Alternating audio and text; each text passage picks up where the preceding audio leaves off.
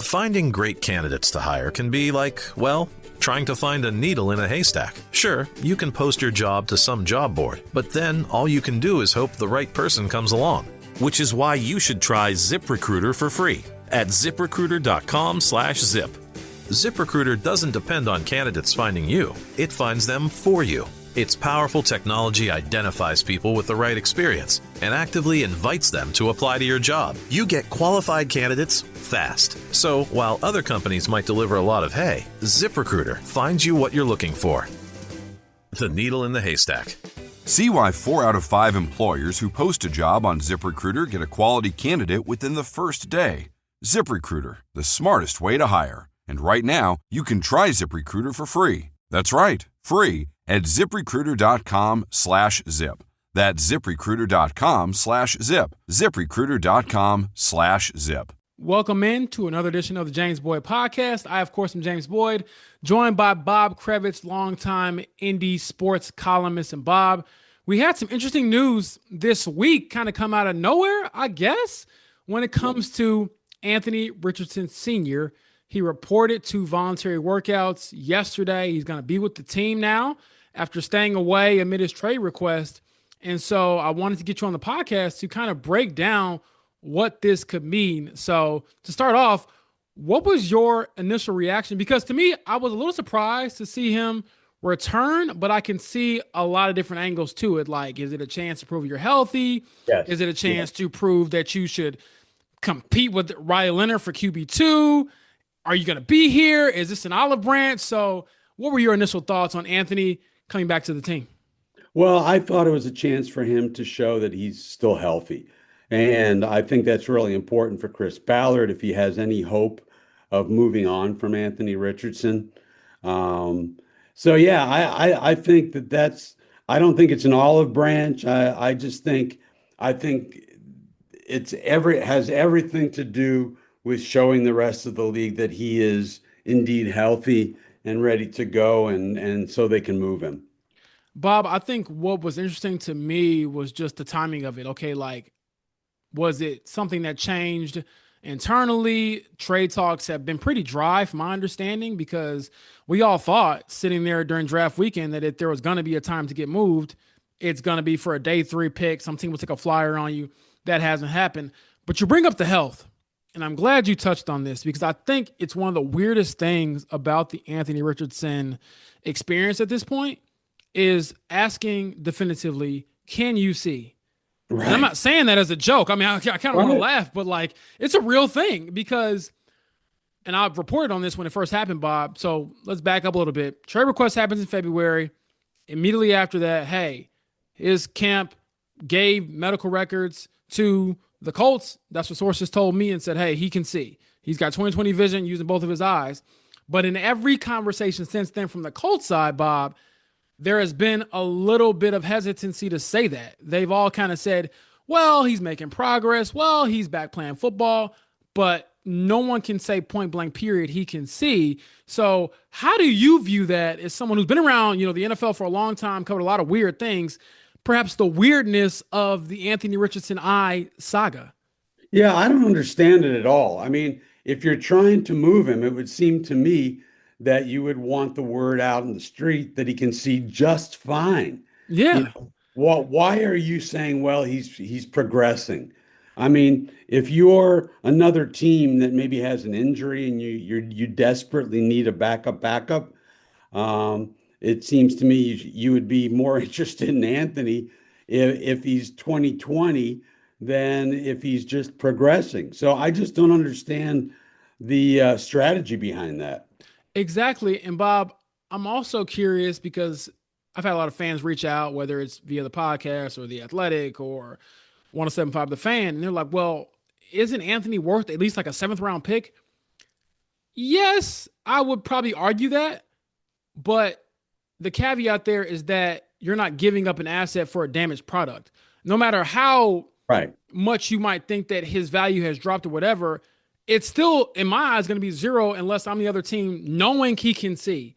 Mm-hmm. And this is an opportunity now at spring practice to show you can see, you can do all the football things. And sure, even if a trade were to happen, which I still think is kind of unlikely at this point, if it were to happen, another team would still want to evaluate him, go through the whole physical process, and honestly, jokes aside, they probably will want to give him an eye exam to know that he can see Oh, absolutely. peripherally and visually and fully and all of that.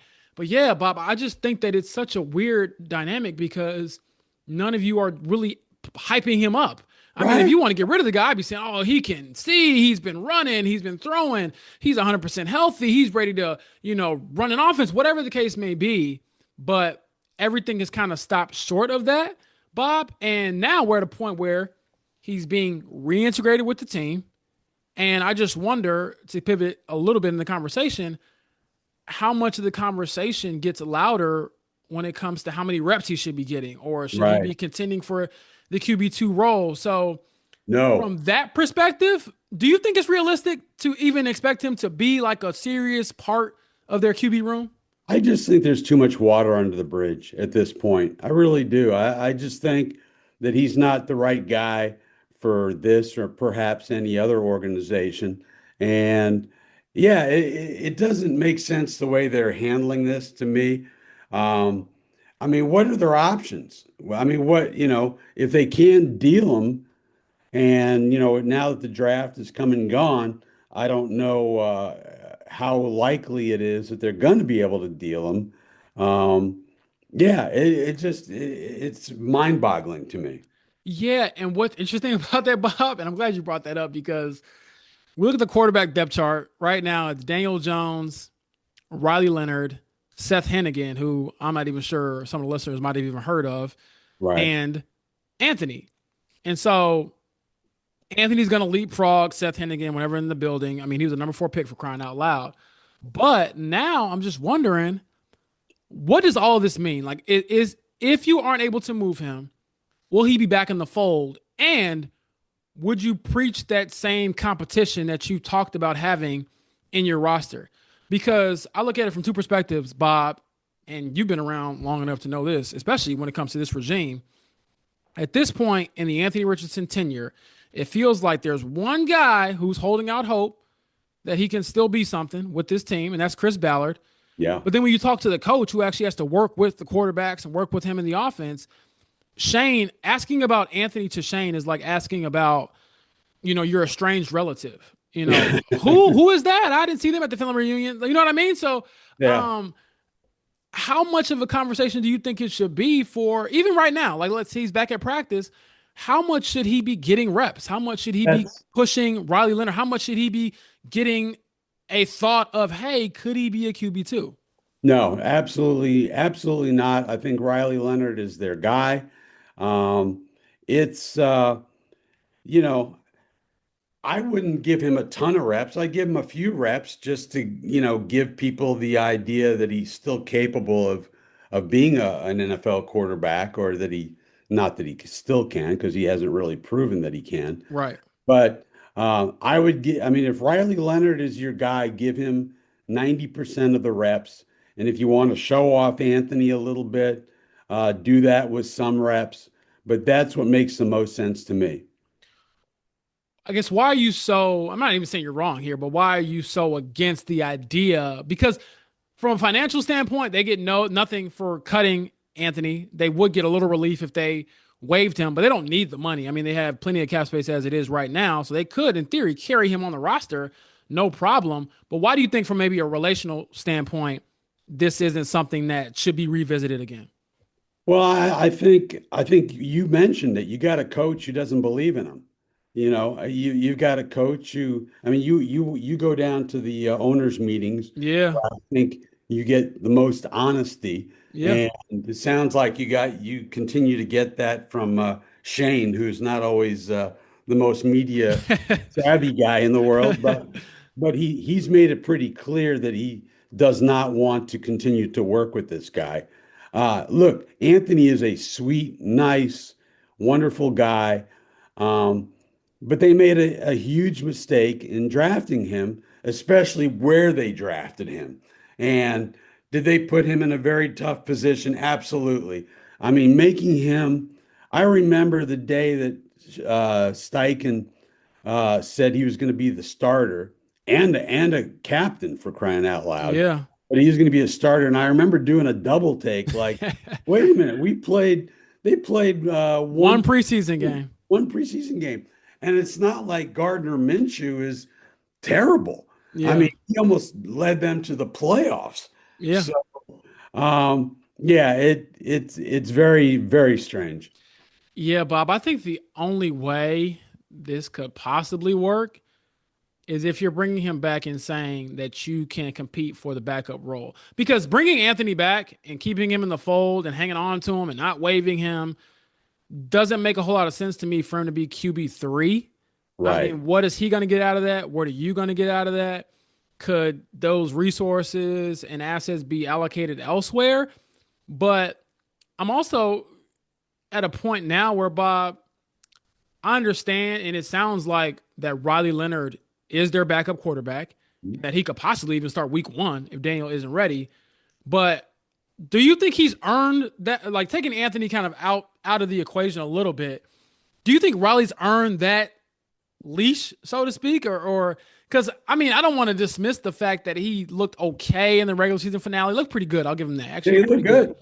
But he's played in basically 2 games, Right. and he was a 6th-round pick a year ago. So, do you think the Colts are smart to really give themselves no other options than Riley as the backup? Well, that's a really good point. And it's one I should have made about 15 minutes ago. But I mean, I guess at this point, what could it hurt to keep him around? As long as he's not stealing reps from Riley Leonard. I mean, you need to make a determination here who your backup quarterback is. And, I Anthony has had his opportunities. He's had multiple opportunities, and he hasn't gotten the job done. So to me, you need to commit to Riley Leonard. And if you want to give Anthony some reps, to show that he's healthy, I think that's just fine. But keeping him around, I don't see where that does him any good. Yeah, I've Long argued. term, I should say. Yeah, and that's the other thing too. So let me back up for a moment. Friday, they declined his 5th-year option, his rookie deal. Breaking news there. Like we all knew that wasn't going to happen because it Right. was worth a guaranteed $22.5 million for 2027, Yeah. which no one's going to give him that kind of money based off the career that he's had. And honestly, Bob, looking at the other quarterbacks in his class that were 1st-round picks, they both got their 5th-year options picked up, Bryce Young and CJ Stroud. And Mhm. both have kind of had up and down careers to this point. Now, to give credit to CJ Stroud, they won the division back to back and they've been to the playoffs, yada, yada, yada. I believe Bryce, either they might have made the playoffs. They were contending for a playoff spot last year, if I'm not mistaken. But even then, I wouldn't say that both have been like absolute slam dunk home run players, but they've been very good to a degree. And even Bryce has been up and down, but they still took that 5th-year option chance on him. So it kind of just shows you, like most teams really do want to do that. If Anthony had kind of even been just average to this point, they probably will pick up that 5th-year option just to see a little bit more. I think they've seen enough, and they've kind of made their bed, so to speak, with how they've handled all of this stuff. Him wanting out, hyping up Riley Leonard, hyping up Daniel Jones coming off a torn Achilles. But that QB2 role is huge, man, because Especially early in the season. exactly. You don't know for sure if Daniel's going to be there. And, Bob, you can't necessarily bank on him being there for the full year. That's why I think the Riley Leonard experiment is I don't want to say it's the wrong experiment, but it's a risky one because he's an unproven player at a position that you're probably going to need. I believe Daniel's only played 1 full season in his career out of his first 7. And that 1 full season was also like 4 years ago. Mhm. So, do you trust Riley enough? And I guess that's where I'm at, Bob. Like, has he earned the right to be just given the keys, or should Anthony or another challenger be there? Well, Hennigan will be there. Oh, he'll offer great resistance. Seth Hennigan. Come on now, Bob. He ain't going. They can't seriously consider him. It was a joke, James. It was a joke. I know. Uh, No, what was the question again? So I'm asking, do you think that there should be another challenger for Riley? Like, even if it Oh, isn't Anthony, yeah, should it be someone I have else? no problem with that. I mean, because I think generally speaking in the NFL, teams do not pay close enough attention to backup quarterbacks. I mean, always amazed me that they've taken this attitude that if we lose our starting quarterback, we're completely screwed.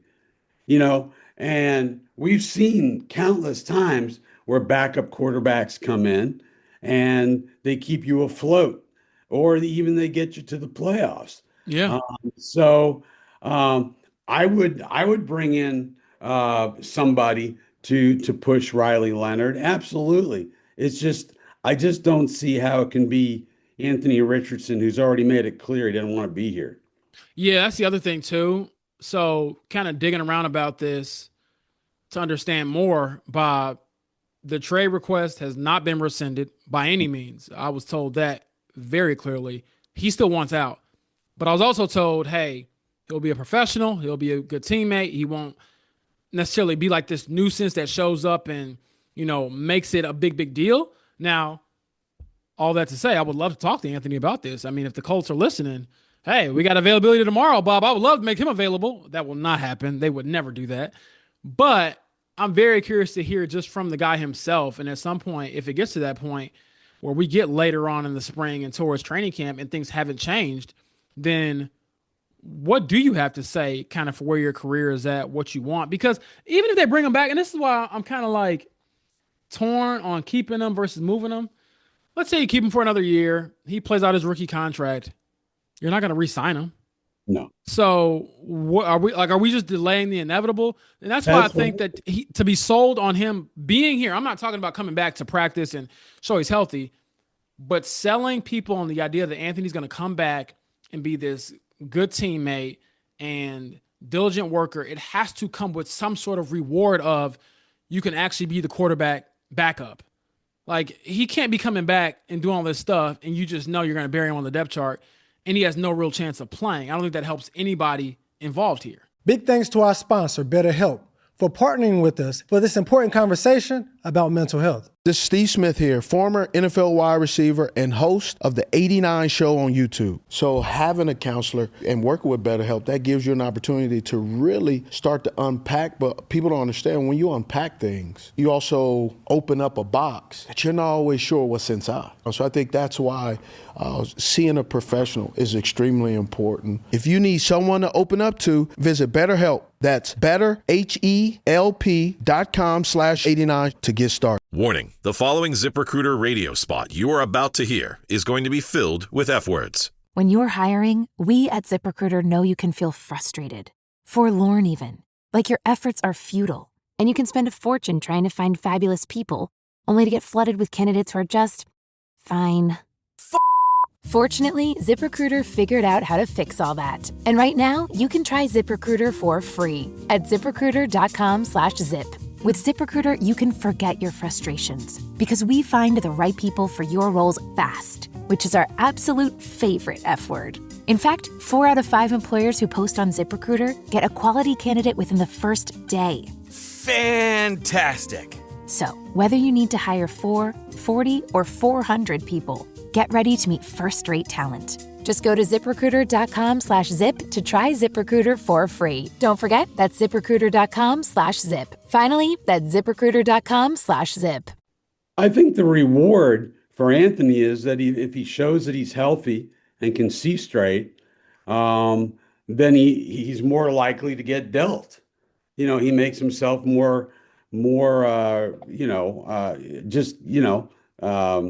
makes him, I forget what the word is, but attractive to other teams. If he comes back, and shows that he can play a little bit. Because I would certainly, if I'm another team that needs a backup quarterback or even a third quarterback, why not give it a shot?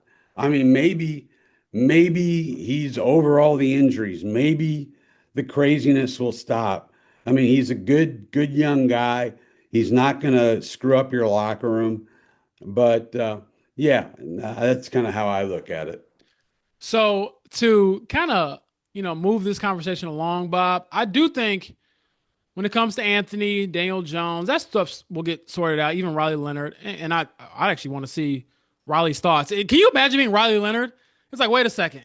I was going to be the guy last year, and then you brought in my mentor who's, over the hill, and I'm going, what the heck is going on now? And then you're positioned and primed to be the guy again, and wait a second, the number 4 pick is walking back through the door. And so I would love to get his real candid thoughts on how things are going, because it's a very unique situation where a year ago at this time, Bob, we were talking about, is he going to be Daniel or is it going to be AR?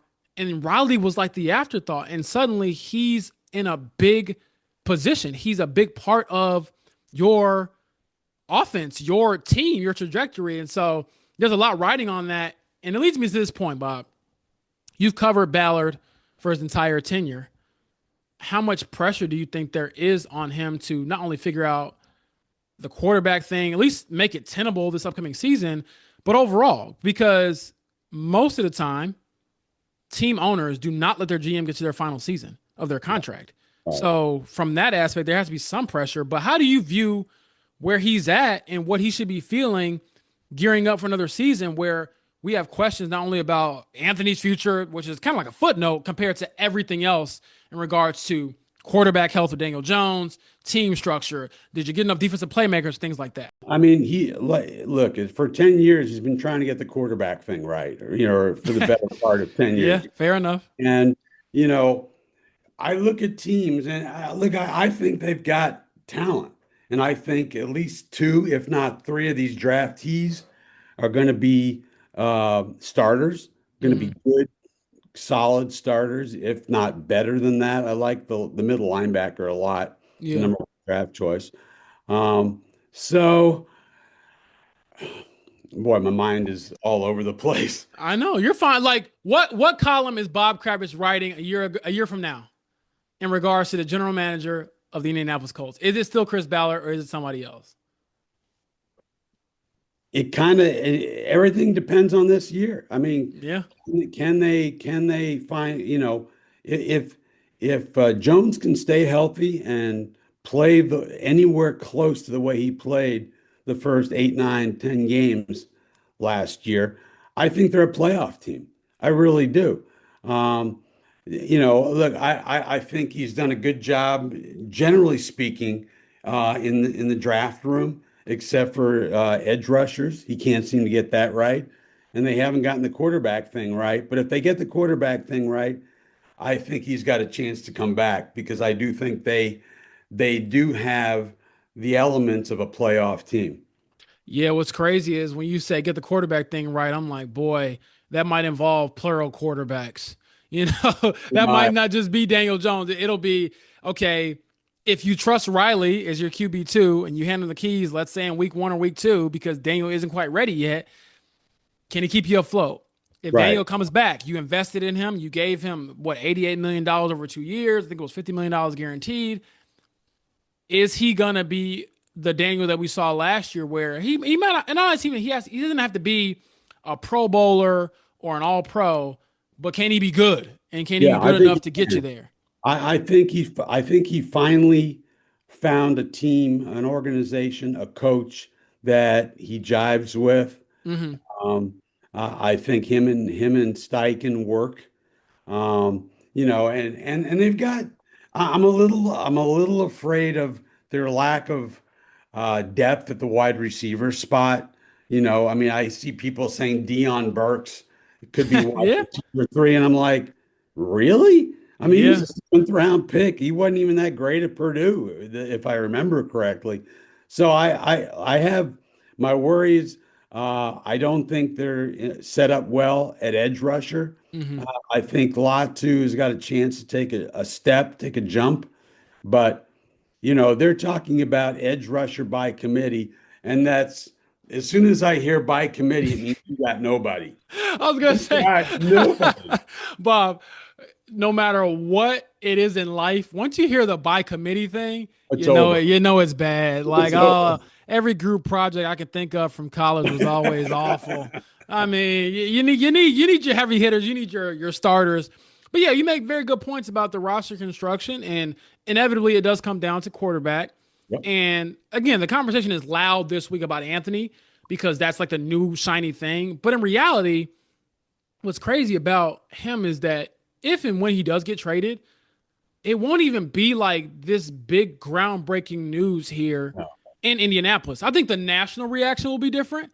It'll be like, wait a second, he was a number 4 pick. Why are they moving on from him? But here, we all have kind of written the same story and the same thing over and over. I mean, I can recite to you his stats, his starts, all of it verbatim because I've looked at it so much because we've known for quite some time this appears to be coming to an end. Now, I'll give him credit for showing up and trying to prove himself to a degree. I think that's very important. Like, hey, show that you can see, show that you can play, but this season it won't be defined by if Anthony Richardson Sr. is here. It'll be defined by what happened in the last year of Ballard's contract. If Carly Ursay-Gordon meets a kind of crossroads moment of saying, hey, here's my first huge decision that I have to make. And I know she made a huge decision last year, trading 2 first-round picks for Sauce Gardner and all of that. But I think it's a little bit different when it comes to the management side, like who are you actually hiring and bringing in. So I am very curious to see how it all plays out because there's so much at stake for it. And I hate to be dramatic, but I mean, what else am I supposed to say about a team that hasn't made the playoffs in 5 years? Right. Team is going into his 5th year. I mean, going into his 10th year. The coach is going into, I believe, his 4th year. And I mean, quiet as it kept, I don't think that Shane is like atop the list of problems for the Colts. I think that he's actually a very good play caller and probably a pretty good coach. But how many coaches keep their job if they don't make the playoffs for a 4th straight year to start it off? And if Ballard gets booted, where does that leave Shane Steichen? Because then you bring in a new GM and he's going to probably want his own coach.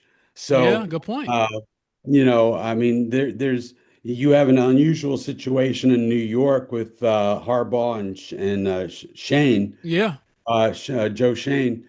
But most of the time they come in, they want their own guy. So I think if Ballard gets the boot, I think Shane is in real trouble.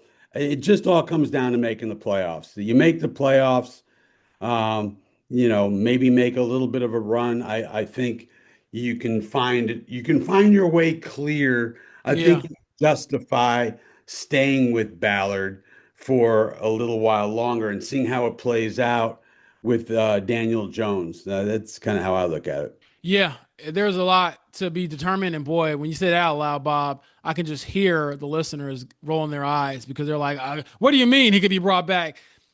It's a real possibility. It hasn't happened yet. And look, if there's anybody who knows how to, stay alive here in Indianapolis, it is certainly Chris Ballard. I'll give him credit for that. Yeah. I know you touched on a couple of the draft picks. I am excited this week. We'll have rookie mini camp, so we'll get a chance to see the guys out there on the grass. And it's funny, Bob, when we talk about rookie minicamp, because for those who are kind of unfamiliar, it's not just the draft picks. Otherwise, you'd have 8 guys out there and nobody else. It's undrafted dudes. It's a couple of guys that maybe their 2nd or 3rd year, kind of fringe NFL players. But it's usually your top picks just whooping up on a bunch of guys who will not be on a real roster. So I think, as far as reports go, Bob, I'll be a little concerned if come Friday and Saturday, I'm not saying that CJ Allen isn't dominating or AJ Halsey, the safety out of LSU, isn't dominating. Because I remember, and you probably have plenty of stories about this, Bob. Remember a couple years ago, we were out there watching Latu, and he just killed any poor offensive tackle that was undrafted. And we were like, okay, he looks like he'll be an NFL player. Like, right. I don't know if there's any other grand takeaway for this weekend for me, but it's just funny that's how it works out. Yeah, I never put much stock into it, and you expressed all the reasons why. Yeah, because I know when we're there, it's so funny because you're back on the grass. It kind of feels like we're back into the flow of things, but it's just not a lot going on. Now, I will say, as we get closer to actual mandatory mini camp, I think that's like the 2nd week of June, Bob. It'll be curious to see, okay, how much is Daniel doing? How much is Riley doing? And also, if Anthony, knock, is still there, how much is he doing? So I know we won't get a chance to talk to Shane Steichen tomorrow. It's coordinators, so I guess they'll have to field some of these Anthony Richardson questions. Yeah. I know Jim Bob Cooter's looking forward to that. He'll love that. Absolutely. He'll definitely weigh in on that. But we will get a chance to talk to assistant GM Ed Dodds this weekend. along with Shane on Friday. So I'm very curious again. How does everyone feel about this? And Shane in particular, because Shane, you are the play caller. You are the quarterback kind of dude throughout your career. You've worked with Jalen Hurts, Justin Herbert, Daniel Jones, and you're viewed as one of the better offensive minds in the league. I'm not saying you're going to hand the keys back to Anthony, and you should not. He has not earned that. But do you have to legitimately entertain the idea of making sure you're putting the best product out there from a competition standpoint? Oh, Because absolutely. that's my only real argument for Bob. I mean, I'm sorry, not for you, Bob, but that's my only real argument for Anthony, Bob, is that if there is competition to be had and you're not adding perhaps a veteran in free agency or whatever, then make that competition Anthony. Like, don't just make him come back and bury him on the depth chart. If he's competing, give him a real chance to do so against Riley. And at the very least, if it makes Riley better, then what's wrong with that? Well, I don't know that you want to give him the opportunity to beat Riley out because of the number of reps. Fair. I just think if you are committed to Riley Leonard, then he's got to get the most preponderance of the reps. It's simple as that. I just think this is an opportunity for Anthony and for the Colts to show that Anthony is healthy. Yeah.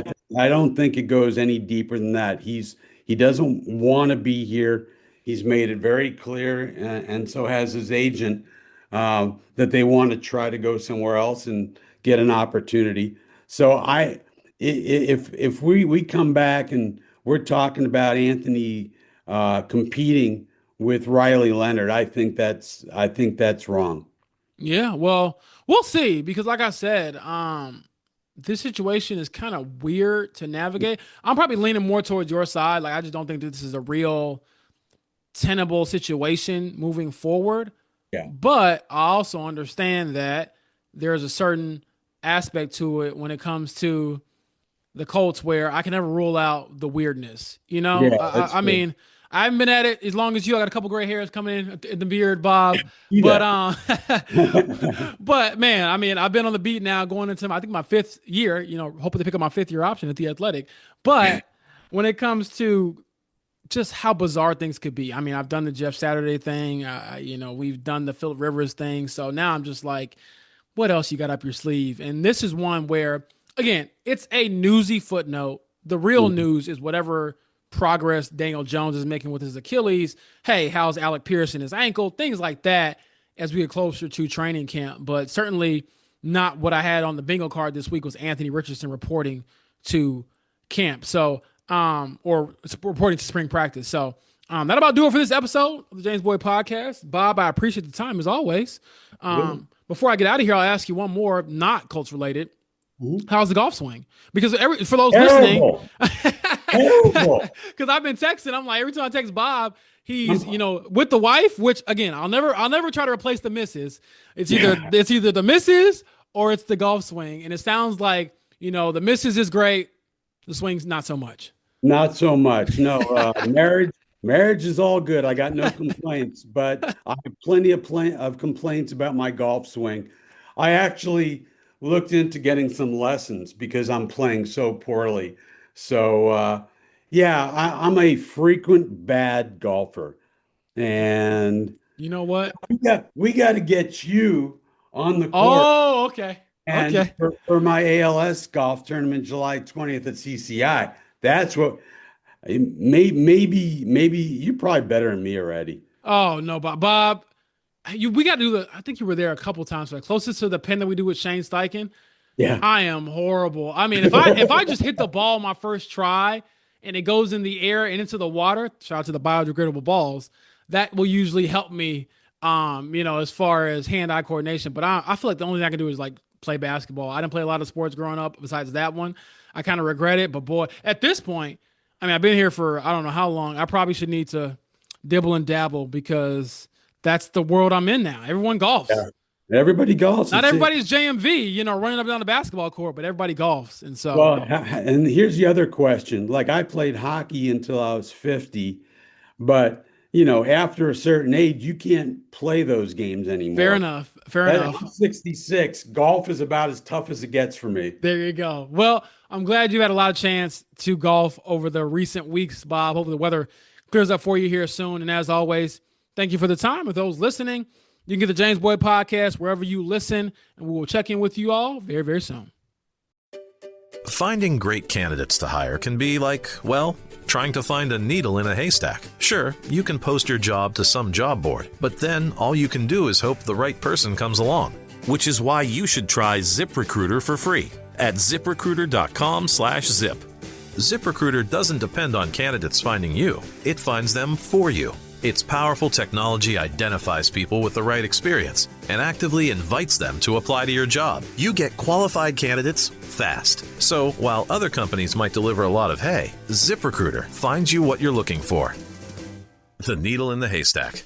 See why 4 out of 5 employers who post a job on ZipRecruiter get a quality candidate within the first day. ZipRecruiter, the smartest way to hire. And right now, you can try ZipRecruiter for free. That's right, free at ZipRecruiter.com/zip. That's ZipRecruiter.com/zip. ZipRecruiter.com/zip.